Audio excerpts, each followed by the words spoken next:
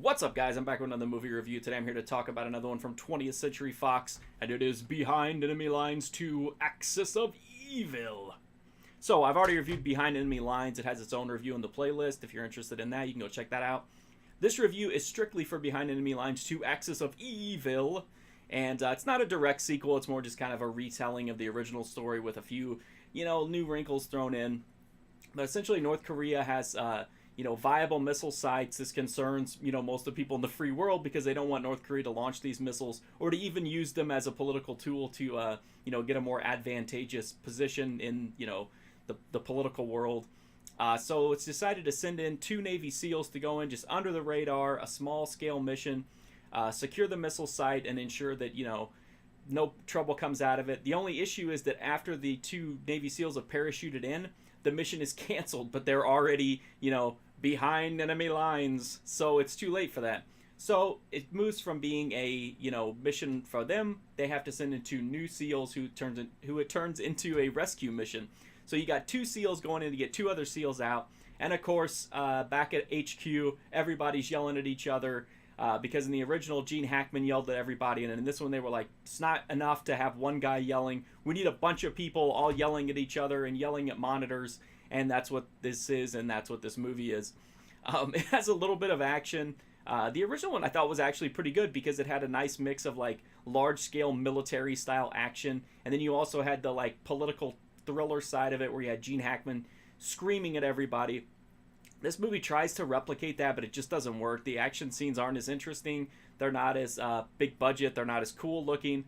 And they're also very infrequent. There's really not a lot of action in this movie. It relies heavily on like the war room back and forth, which is a cool concept, but it's just not handled very well here. When you have Gene Hackman chewing up scenes, just in a god tier performance, just going completely ham, it's one thing. But when you've got like Keith David who's trying, but he's just held back by kind of lackluster material. Then you got Peter Coyote. Who else was in this? So they had a couple other kind of Ben Cross, Bruce McGill. So there's some fun people in this, but they're just not given much to work with, and they certainly can't fill the shoes left behind by Gene Hackman in a similar role. So the back and forth in the war room is just not interesting at all. The action is not interesting at all, and as you can tell, the movie itself is just not interesting at all. I actually liked the original one a lot more than I thought I was going to, so I had kind of high hopes going into this sequel, but no, I didn't care for this one at all. I thought it was just too dull, and to me that's the worst thing a movie can do.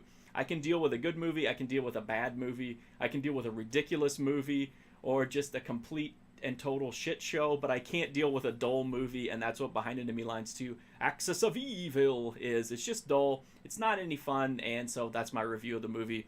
But if you do get it on DVD, it does come with an audio commentary track, which I will never listen to.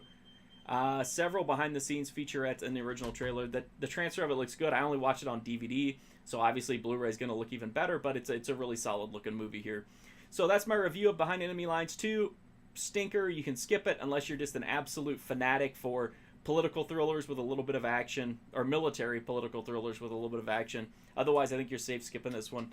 If you want to read my full write-up of it or the original Behind Enemy Lines, you can check out my website, markfusion.com, to check out over 1,000 movie reviews there, as well as tons of other stuff. I'm also on Instagram, Twitter, and Twitch at markfusion. You can follow me there for whatever stuff happens there. I don't know. I'm also on Letterboxd. You can see what I'm watching and what might be coming up here. Make suggestions. Ask for something to be bumped to the top of the list.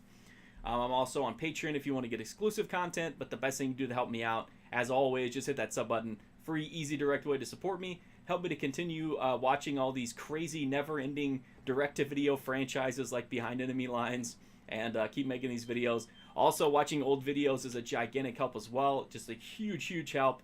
So, check out the one for Behind Enemy Lines, and if there's anything else that catches your eye, check that out. And just know that, you're doing me a great service and really helping to support the channel and my website. So thank you very much for watching this video. I do appreciate it. Hopefully I'll see you guys soon.